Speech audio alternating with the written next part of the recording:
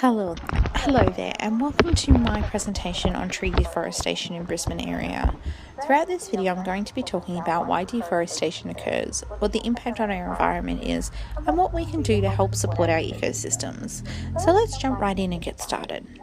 Most people have a basic understanding of why trees are important to the environment, but did you know that besides providing food and shelter to humans and animals, they also have a significant impact on other environmental conditions such as wind speed, pollution, dust, UV radiation, soil erosion. In fact, areas with a high density tree cover have been found to be up to 5 degrees cooler than areas that have minimal tree coverage. It has also been suggested that tree placement can even impact the severity of floods. And given that Brisbane has had several major flooding events in the last 5 years, people are starting to wonder if we have removed way too many trees and if we're not replacing them adequately. So if the removal of trees is causing so many problems, then why are we still removing them? Can we not just stop removing them and start replacing them? Unfortunately, it's not as simple as that. Trees are removed for a variety of reasons, but perhaps the biggest one is for development or safety reasons. In the next 20 years, the council has forecasted an increase of over 1 million people in the local area, which will mean they'll need an additional over 600,000 dwellings to be constructed to support them. As well as an increase to housing, there will be a significant increase to utilities, roads and commercial buildings. So to start with, land will be cleared to make way for new infrastructure. And once it is in place, trees will be removed on a routine basis if they become unsafe. Some trees are removed because their roots have spread and are displacing footpaths or interrupting pipes that are used for water sewage, and others are removed because they become a hazard to power lines or are restricting the view of road users. So aside from the impact to humans, some trees and plants within the area will be removed because they are unhealthy to the ecosystem. The Brisbane City Council has found that 4 out of every 10 native plants are at risk from weeds, most of which were introduced as garden decorations. And this all sounds absolutely terrible. You must be sitting there thinking, why on earth would we still doing this to our planet? But I assure you, it's not quite as bad as it seems.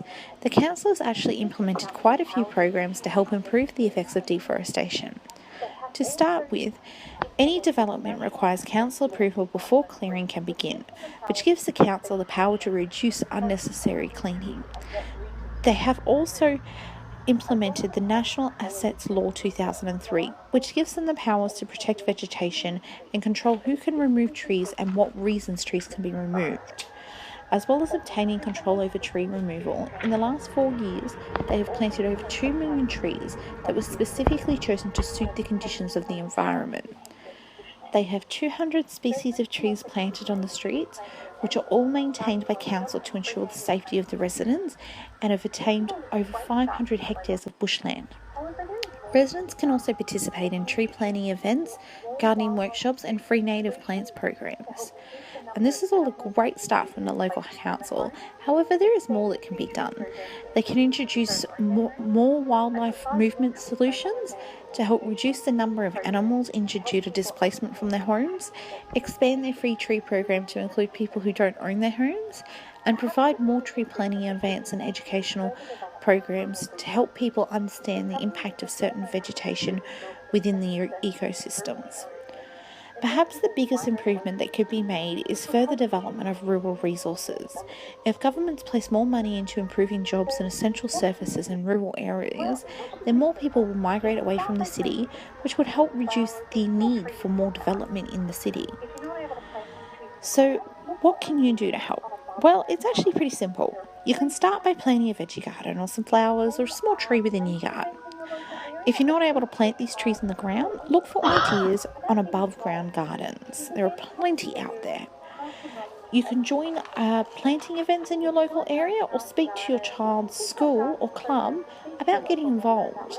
This is a fantastic way to pass your knowledge on to the next generation. And if you don't know how to garden, seek out gardening programs or speak to your local member about what